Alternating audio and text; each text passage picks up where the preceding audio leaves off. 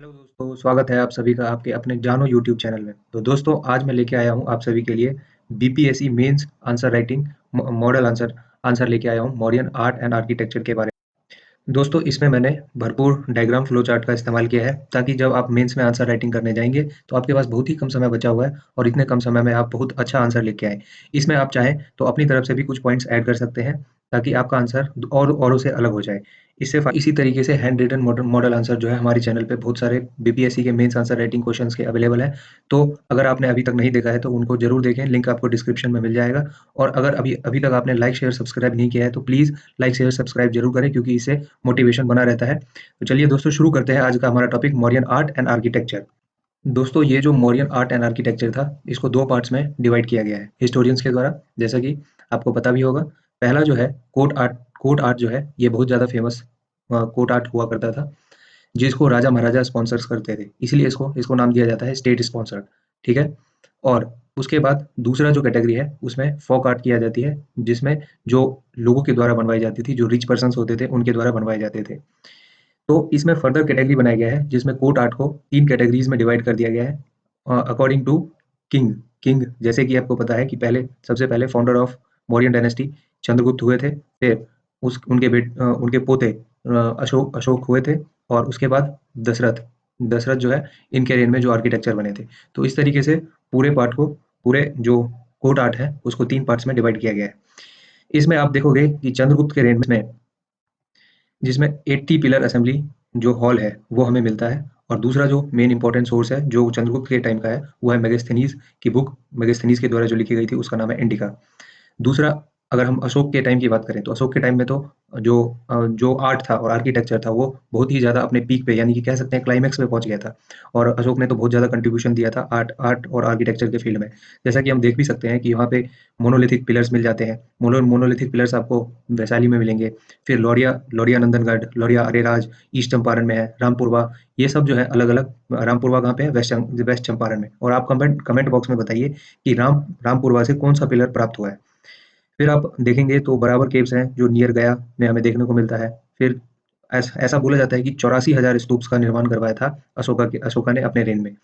फिर दशरथ के रेन में जाते हैं तो यहाँ पे हमें देखता है दशरथ दशरथ जो था थे वो आजीविका की तरफ काफ़ी इंक्लाइंड हुआ करते थे।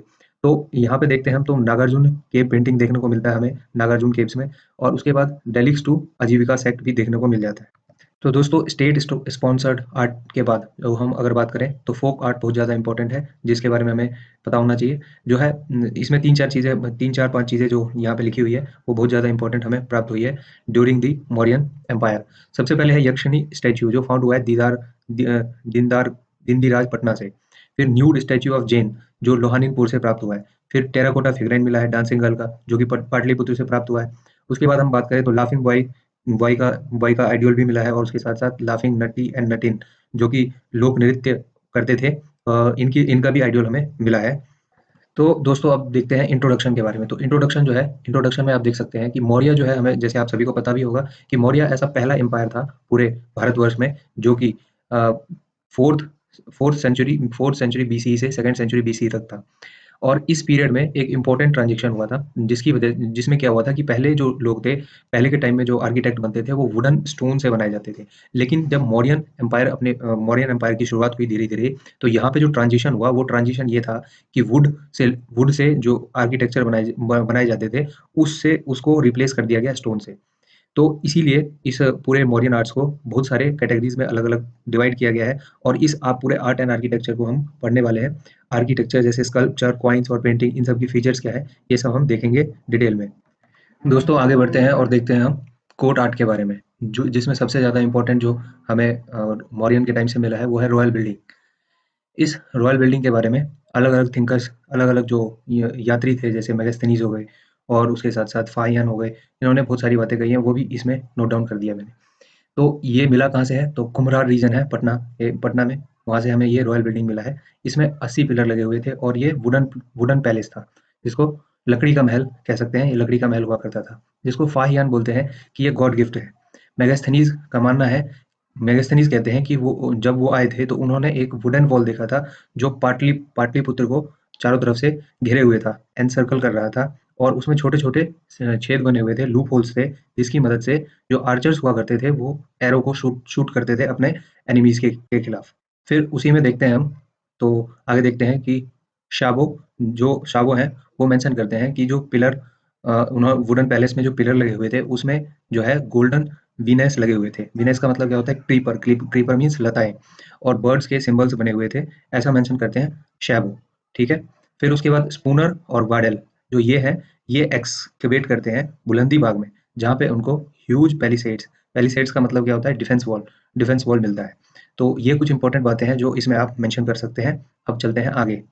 दोस्तों, उसके बाद जो है सबसे इम्पोर्टेंट है पिलर। पिलर के बारे में देखते हैं, जो अशोकन अशोकन टाइम्स में बहुत ज़्यादा पिलर्स देखने को मिलते हैं हमें। तो अशोकन पिलर बेसिकली क्या थे? तो ये सेपरेट्स करते थे हेवन को अर्थ से, और इसको बोला जाता था, अशोकन पिलर को बोला जाता था एक्सिस ऑफ वर्ल्ड। ये इंपॉर्टेंट पॉइंट है, इसको आप नोट कर लेंगे। Found through out the Indian subcontinent, मतलब इंडियन सबकॉन्टिनेंट में जहाँ-जहाँ भी अशोका का साम्राज्य था। और आपको पता भी होगा कि अशोका ने तो नॉर्थ से लेके साउथ तक सब कुछ ही जीत लिया था, बस सदर्न के कुछ स्टेट्स बाकी रह गए थे। तो ये पिलर्स हमें पूरे इंडियन सबकॉन्टिनेंट्स में देखने को मिलते हैं, और ये जो पिलर्स बनाए गए थे, ये रेड रेड सैंडस्टोन से बनाए गए थे, जो कि कहाँ से मिलता था? मथुरा से। और दूसरा एक और सैंडस्टोन हुआ करता था, जिसको बफ सैंडस्टोन बोलते हैं, और ये हमें कहाँ से मिलता है? तो ये चुनार रीजन से मिलता था हमें। तो ये दोनों बातें बहुत इंपॉर्टेंट है, इसको आप नोट डाउन कर लेंगे। जो मोनोलिथिक पिलर्स हुआ करते थे। मोनोलिथिक का मतलब है कि एक ही पत्थर को काटकर बनाया जाता था इनको। तो इनके इंपॉर्टेंट 3 पार्ट्स हुआ करते थे, जिसमें पहला है प्रॉप, जो इस डायग्राम में दिखाया भी गया है। माफ़ कीजिएगा, और उसके बाद है शाफ्ट, फिर उसके बाद है कैपिटल। तो ये 3 इंपॉर्टेंट पार्ट्स हुआ करते थे। जैसा कि यहाँ पे आप डायग्राम हल्का-सा दिखाया भी हुआ है, कि ये इसको आप बना भी सकते हैं आराम से, बहुत ज़्यादा टफ नहीं है बनाना इसको। तो ये है कैपिटल, जो जो अलग-अलग एनिमल्स के सिंबल्स बने होते थे पिलर्स के ऊपर। फिर उसके बाद ये है आपका बेल, जिसको बेल कहते हैं, और ये है शाफ्ट। शाफ्ट जो है, इसकी खासियत ये है कि ये नीचे से ज़्यादा चौड़ा और ऊपर जाते-जाते पतला होता जाता था, जिसको हम बोल सकते हैं कि ये टेपर हुआ करता था। और यहाँ पे बेस आप देख सकते हो, तो ये डायग्राम भी आप अपने एग्जाम में आराम से बना सकते हो। फिर उसके बाद हम देखें तो मोनोलिथिक पिलर जो है, इनकी क्या खासियत है? तो ये 12 से 14 मीटर तक हुआ करते थे, और हाईली पॉलिश्ड हुआ करते थे, मतलब बहुत ज़्यादा पॉलिश किया होता था इन पिलर्स को। दोस्तों, उसके बाद जो है इरानियन, इसमें जो ये पिलर्स होते थे, इसमें इरानियन इन्फ्लुएंस भी देखने को मिलता है। जो इनका बेल शेप अबेकस हुआ करता था, जो बेल शेप अभी जैसे आपको दिखाया था मैंने, कि ये वाला जो बेल शेप अबेकस है, इसमें इसमें जो पॉलिश हुआ करती थी, ये इरानियन स्टाइल में हुआ करती थी। और इसमें जो एनिमल्स के मोटिव्स हैं, उनमें भी जो पॉलिश हुआ करती थी, वो इरानियन स्टाइल में ही हुआ करती थी। तो इसलिए यहाँ पे बताया गया है कि ये इरानियन इन्फ्लुएंस इनमें, जो ये पिलर्स हैं, इसमें देखने को मिलता है। अब हम यहाँ पे कुछ एग्जांपल्स कोट कर देंगे अपने आंसर्स को एनरिच करने के लिए। तो जैसे पहला है कि लायन पिलर, जो बहुत इंपॉर्टेंट है और जो हमारे इंडिया का सिंबल भी है, जो लोरिया नंदरगढ़ जो है सांची, लोरिया नंदरगढ़, सांची, वैशाली और सारनाथ से मिलता है। फिर एलिफेंट कैपिटल है, जो कि सांची से मिला है। फिर उसके बाद बुल कैपिटल है, बुल कैपिटल रामपुरवा से मिला है। तो ये सारे जो एग्जाम्पल्स हैं, ये भी आप कोट कर सकते हो ईजिली, ताकि आपको अच्छे मार्क्स मिल जाए। फिर उसके बाद अशोका जो है, इन पिलर्स को कहते हैं धर्म स्तंभ, ठीक है? तो ये पॉइंट भी बहुत इंपॉर्टेंट है, इसको आप नोट कर लेंगे। फिर उसके बाद हम बात करें दूसरे स्कल्पचर्स की, जिसको बोलते हैं अदर स्कल्पचर, उनको देखते हैं आप। ये जो दूसरे स्कल्पचर हुआ करते थे, इसमें बहुत ज़्यादा स्कल्पचर्स तो देखने को खैर अलग नहीं मिला है, लेकिन जैसे महाबोधि टेम्पल है, तो यहाँ पे हमें महाबोधि टेम्पल में हम कुछ पैटर्न्स देखते हैं, जहाँ पे इंटरसेक्टिंग सर्कल्स हैं, इनको हम देख सकते हैं। फिर ये जो पैटर्न्स हुआ करते थे, इनमें आर्कीमेनिड स्टाइल और ग्रीक स्टाइल कॉमन हुआ करते थे, जो अलग-अलग स्कल्पचर्स में देखने को मिलते हैं। तो पिलर और स्कल्पचर यहाँ पे खत्म हो जाता है। इसके बाद हम बात करेंगे रॉक कट आर्किटेक्चर की। तो चलते हैं, देखते हैं इसकी। तो रॉक कट आर्किटेक्चर की बात करेंगे, तो इसमें जैसे चैत्य हॉल है, ठीक है? ये जो चैत्य हॉल हुआ करते थे, ये एस्थेटिक, मतलब जो साधु महात्मा हुआ करते थे, और स्पेशली आजीविका सेक्ट के, उनके लिए बनवाया गया था। और इसका जो देखने को मिलता है, ये बराबर हिल्स और नागार्जुनी हिल्स, ये पता भी होगा, आपने पीटी के लिए पढ़ा होगा, तो वहाँ पे बताया जाता है कि बराबर और नागार्जुनी हिल्स में हमें ये रॉक कट आर्किटेक्चर देखने को मिलता है। यहाँ पे जैसे दिखाया भी गया है। तो ये जो डायग्राम है, ये आप इजीली बना सकते हैं। तो ये ऑर्थोगोनल व्यू है, मतलब 3D व्यू है, और ये प्लेन सेक्शन है, मतलब टॉप व्यू और साइड व्यू है, जिसको दिखाया गया है। और ये लोमस ऋषि केव है। यहाँ पे आपको मेंशन करना जरूरी है कि व्यू कौन सा है, नहीं तो वहाँ पे नंबर नहीं मिलेंगे। तो जैसा कि आप देख सकते हैं कि केव आर सिंपल इन प्लान, जो केव्स बनाए गए हैं बहुत ज़्यादा कॉम्प्लेक्स नहीं है, बहुत सिंपल हुआ करते थे। लेकिन अगर आप इसके अंदर जाओगे, तो ये बहुत ही ज़्यादा हाईली पॉलिश्ड हुआ करते थे। और सुदामा जो केव है, सुदामा केव जो हमें मिलता है, उसमें हम देखते हैं 2 रूम बने हुए थे और दोनों जो है स्क्वायर शेप के। यहाँ पे डायग्राम में आप देख सकते हो कि ये किस तरीके से स्क्वायर शेप का बनाया गया था। स्क्वायर शेप का था ये।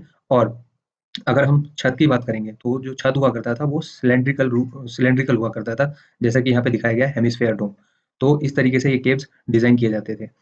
नो इनमें ऑर्नामेंट मतलब सजावट के की चीज़ें बहुत ही ज़्यादा नहीं हुआ करती थी या है भी नहीं।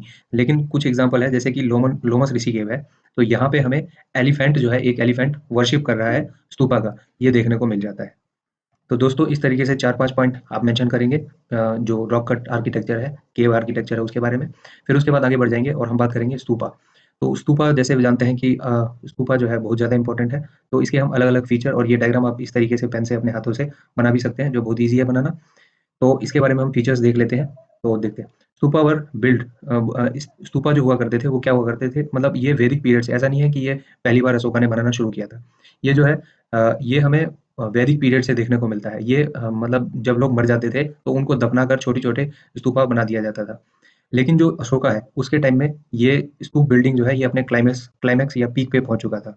और ऐसा माना जाता है, जैसे मैंने इंट्रोडक्शन में भी बताया था, कि 84,000 स्तूपा जो है, उसका निर्माण किया गया था इस पीरियड में।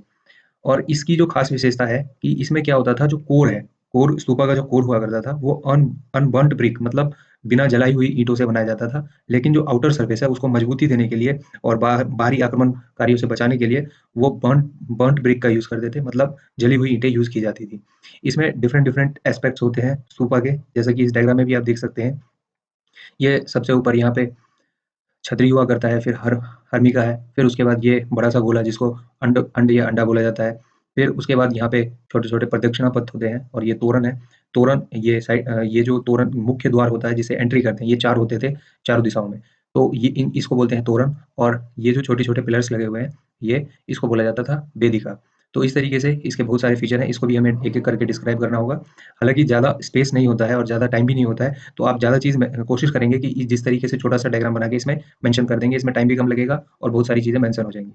तो मेधी और तोरण जो हुआ करते थे, इसमें मेधी जैसे आपको दिखाया मैंने, ये रहा मेधी और तोरण। इनमें क्या होता था, ये जो बोर्ड देख रहे हो आप, यहाँ पे जो बुद्ध हैं, उनके जो है जात का मतलब उनके जन्म से मृत्यु मृत्यु से उनके यात्रा वृत्तांत के बारे में, उनको ज्ञान की प्राप्ति कैसे हुई, इन सब के बारे में स्टोरी बनाकर यहाँ पे दिखाया जाता था। जो सांची स्तूपा है वो बहुत ही ज़्यादा फेमस है, जैसा हम सभी को पता है। इसकी जो डायमीटर है, इसका इसका एग्ज़ाम्पल दे सकते हो आप कि 60 फीट का डायमीटर है और हाफ डोम का बना हुआ है और इसमें इसके अंदर जो बुद्धा की रेलिक्स हैं, मतलब बुद्धा की हड्डियाँ हैं, उनको रखी जाती है। और जो जिनकी पूजा की जाती है, वर्शिप मॉन्क्स के द्वारा जिनकी पूजा की जाती है। फिर दोस्तों अब हम देख लेते हैं कॉइन्स के बारे में। तो जो कॉइन्स हुआ करते थे, ज़्यादातर जो कॉइन्स हुए हैं मौर्यन पीरियड के टाइम्स में, वो ज़्यादातर सिल्वर कॉइन देखने को मिलते हैं। लेकिन कुछ जो है वो कॉपर कॉइन भी देखने को मिलते हैं। ये जो कॉइन्स होते थे, ये पंच मार्क मतलब पंचिंग मशीन आपने देखी होगी, पंच पंच के थ्रू इन कॉइन्स को बनाया जाता था। और इनका जो टर्म है, ये टर्म बहुत इंपॉर्टेंट है, इसको आप याद रखेंगे कि इनको क्या बोला जाता था। इनको करशापना बोला जाता था मौर्यन पीरियड के टाइम में, जो ये पंचमार्क कॉइन होते थे। और इन कॉइन्स पे क्या देखने को मिलता है, इन कॉइन्स पे हमें सिंबल्स देखने को मिलते हैं, जैसे कि एलिफेंट के सिंबल्स मिलेंगे आपको और दोनों तरफ जो कतारें होती हैं ट्री की, वो देखने को मिलेगा। माउंटेन्स मिलेंगे। इस तरीके की सारी चीज़ें इन कॉइन्स पे पंच मार्क करके क्रिएट की जाती थी मौर्यंस के टाइम में। तो ये फीचर हो गया। अब हम बात कर लेते हैं, ये तो सारे इंपॉर्टेंट बातें थी जिसमें हमने देखा कि शुरू से एक बार देख लेते हैं, रिकॉल करते हैं फटाफट। तो सबसे पहले हमने इंट्रोडक्शन देखा, फिर उसके बाद हमने रॉयल आर्ट के बारे में, रॉयल बिल्डिंग, फिर उसके बाद पिलर्स के बारे में देखा मॉडर्न के टाइम में, उसके बाद स्कल्पचर्स के बारे में देखा, फिर रॉक कट आर्किटेक्चर के बारे में देखा, फिर उसके बाद स्तूपास के बारे में देखा। ये सारी जो है ये स्टेट स्पॉन्सर्ड हुआ करती थी, कॉइन्स जो हैं ये भी स्टेट स्पॉन्सर्ड हुआ करती थी। अब हम देखने वाले हैं फोक आर्ट के बारे में। तो ये भी बहुत इंपॉर्टेंट है, फोक आर्ट जो रिच लोग, लोकल लोकल गवर्नर, इनके द्वारा बनाई जाती थी। तो एक-एक करके देखते हैं अब। तो सबसे पहले इसमें आता है figurine of figurines of Yaksha and Yakshini. ये पता है आपको, बहुत ही ज़्यादा इंपॉर्टेंट है। तो ये एक्सकवेट किया गया था बेसनगर से और ये अभी पटना के म्यूज़ियम में रखा भी हुआ है, आप देख भी सकते हैं। यक्ष और यक्षिनी पटना म्यूज़ियम डालेंगे तो बहुत ही सुंदर आइडियल है, स्कल्पचर है जिसको आप देख सकते हैं। तो अब देखते हैं इसमें ये जो इसकी जो इस जो आइडियल की फीचर है, इसके बारे में जानते हैं। तो ये जो है लाइफ साइज़, मतलब जिस तरीके का इंसान, जितने साइज़ का इंसान होता है उस तरीके का ये आइडियल है। और ये ह्यूज होता था, छोटा-मोटा नहीं, बड़ा होता था। करीब-करीब एक 5 फुट 6 इंच, 7 इंच, 8 इंच तक ये आइडियल हो सकता था। फिर उसके बाद जो इसमें फेस है, वो राउंड दिखाया गया है, जो आप इमेज में देख सकते हैं। फिर उसके बाद हेल्दी, बॉडी जो है हेल्दी दिखाई गई है। लिप्स में फेंट स्माइल मतलब हल्की सी मुस्कान जिसको कहते हैं, फेंट स्माइल दिखाया गया है। हेयर्स पैलेटेड, पैलेटेड का मतलब है कि हेयर गुथे हुए थे, बंधे हुए थे, जो उसमें यक्षिणी का फिगर है उसमें आप देख सकते हैं। फिर बेंगल्स दिखाए गए हैं हाथों में। आई जो है वो वेरी शार्प दिखाए गए हैं, और ओवरऑल पूरा कहें तो फेमिन फेमिन पोस्चर्स बहुत अच्छे से दर्शाया गया है और हाईली पॉलिश्ड है, बहुत ज़्यादा अच्छा पॉलिश किया गया है इस यक्षिणी के जो पटना म्यूजियम में रखा गया है उस पे। फिर दोस्तों उसके बाद जो है image of whisk bearer from Didarganj, सर्प and hood from Rajgir, ring stone और डिस्क स्टोन ये भी देखने को मिलता है, जो कि दिल्ली से एक्सकेवेट किया गया था। न्यूड इमेज ऑफ जैन तीर्थंकर जो कि पटना से एक्सकेवेट किया गया था, ये सब देखने को मिलता है। तो ये सब एग्जाम्पल है, ये आप कोट कर सकते हैं, या फिर इसमें जितने ज़्यादा हो सके ये आप रिमेंबर कर सकते हैं। जरूरी नहीं है सारा रिमेंबर करना, लेकिन थोड़े बहुत एग्जाम्पल आपको पता होने चाहिए। फिर उसके बाद टेराकोटा आइटम की बात करें तो टेराकोटा आपको पता होगा कि स्पेशल तरह की मिट्टी होती थी, जो जिसे अलग-अलग आइटम्स बनाए बनाए जाते थे। तो ये तो आईबीसी के टाइम से चलता हुआ आ रहा था और मौर्यंस के टाइम में भी मौजूद था। तो टेराकोटा के जो आइटम्स हैं ये बुलंदी बाग से हमें देखने को मिलते हैं, और वहाँ पे एक्सकैवेट किए गए हैं। उसमें क्या मिला है, डमरू, मतलब एक बॉय है जिसके हाथ में डमरू है। Smiling child head also found, मतलब स्माइलिंग चाइल्ड हेड भी मिला है वहीं से, पटना बुलंदी बाग से। फिर नदन ब्लैक पॉलिश्ड बेयर्स, जो ये है नदन ब्लैक पॉलिश्ड बेयर्स, ये एलुवियल एलुवियल क्ले से बनता था, जिसको घड़ा बोल सकते हैं। तो ये घड़ा जो है ये भी हमें देखने को मिलता है, और ये मोस्टली फाउंड होता था गेंजेटिक जो वैली है उस रीजन में। फिर उसके बाद हम देखें तो मेगास्थनीज जो है वो मेंशन करता है कि पेंटिंग्स भी बनाई जाती थी मौर्यंस के टाइम में, लेकिन अनफॉर्चुनेटली हमारे पास कोई भी पेंटिंग्स अभी तक एक्सकैवेट नहीं किए जा चुके हैं। तो इस तरीके से फोक आर्ट के बारे में आपको 5-6 बातें पता होना चाहिए, और ये आप फोक आर्ट भी लिख सकते हैं इस तरीके से। और भी 2-3 पॉइंट अगर आप चाहें तो ऐड कर सकते हैं, लेकिन इतना मेरे मेरे हिसाब से बहुत ज़्यादा सफिशिएंट होगा बीपीएससी के लिए। अब देखते हैं आगे। तो इसमें हम देखेंगे मौर्यन जो आर्ट एंड आर्किटेक्चर है, ये क्वेश्चन आया हुआ था। तो इसमें रिलेशनशिप क्या है बुद्धिज्म और Mauryan art art and architecture का? तो इसके बारे में 4-5 बातें पता होनी चाहिए, क्योंकि ये जो है बाद में 2-3 पैराग्राफ के बाद इसमें ऐड कर देते हैं। तो जैसे आप प्रीवियस ईयर में देख भी सकते हैं, तो उसमें क्वेश्चन आया हुआ था। तो इसमें हम क्या कह सकते हैं कि जो मौर्यंस के टाइम्स में जो स्तूपा मिले हैं, विहार मिले हैं, ये सब क्या दिखाते हैं? ये सब कहीं न कहीं दिखाते हैं कि अशोक और दशरथ के टाइम में जो ये लोग काफ़ी ज़्यादा बुद्धिस्ट रिलीजन की तरफ झुके हुए थे। फिर उसके बाद हम देखते हैं कि जो रॉक कट केव्स मिले हैं बराबर हिल्स में, जो बनाए गए थे, वो रेस्टिंग प्लेस हुआ करते थे एक टाइम पे मॉन्क्स के लिए। फिर उसके बाद अशोक अशोक जो है वो कई सारे रॉक एडिक्ट्स बनवाता है, जिसमें भगवान बुद्ध से इंस्पायर होके वो अपनी भाषा में कुछ मैसेज देता है, जिसको अशोकन पिलर पे हम आराम से देख सकते हैं। फिर उसके बाद टेराकोटा इमेज ऑफ बुद्धा देखने को मिलता है, और उसके बाद बोधि ट्री का सिंबल्स जो कॉइन्स पे देखने को मिलता है, और बोधि ट्री का सिंबल्स तो हर जगह लगभग देखने को मिलता है। उसके बाद ये सारी चीज़ें क्या दिखाती हैं? ये सारी चीज़ें यही दिखाती है कि जो मौर्यन आर्ट एंड आर्किटेक्चर था उसपे बुद्धिज़्म का काफ़ी ज़्यादा इम्पैक्ट था। तो ये 3, 4, 5 बातें आप लिख देंगे, इतना मेरे हिसाब से बहुत ज़्यादा सफिशिएंट है आंसर के लिए। फिर चलते हैं हम आगे, और आगे देखते हैं हम impact of Mauryan art architecture इन बिहार। तो इसमें हम बोलेंगे कि मॉडर्न आर्ट जो है वो बहुत ज़्यादा स्प्लेंडेड मतलब शानदार एग्जाम्पल है किसका, तो सिंथेसिस ऑफ आर्केमेनिड और इंडियन आर्ट का। फिर इसमें हम देखते हैं कि जब मॉडर्न आर्ट बनाया जाता था उसमें पर्शियन लैंग्वेज का भी यूज़ किया गया है, जिससे कि पर्शियन आर्टिस्ट भी यहाँ पे बहुत ज़्यादा फेमस सेंटर बन चुका था पटना एक टाइम पे पर्शियन लैंग्वेज को लर्न करने के लिए। और यहाँ पे पर्शियन लैंग्वेज मॉडर्न आर्किटेक्चर के दौरान ही बहुत ही ज़्यादा फला फूला, विदेशी भी आकर यहाँ पे पर्शियन आर्ट एंड आर्किटेक्चर को सीखते थे। इसलिए ये मतलब इम्पोर्टेंट डेवलपमेंट है मौर्यन आर्ट एंड आर्किटेक्चर का इम्पैक्ट ऑफ बिहार में। फिर उसके बाद हम बात करेंगे अशोका धर्म पॉलिसी, जो अशोका ने बनाई थी, धम्म पॉलिसी, धर्म नहीं धम्म धम्म पॉलिसी जो बनाई थी।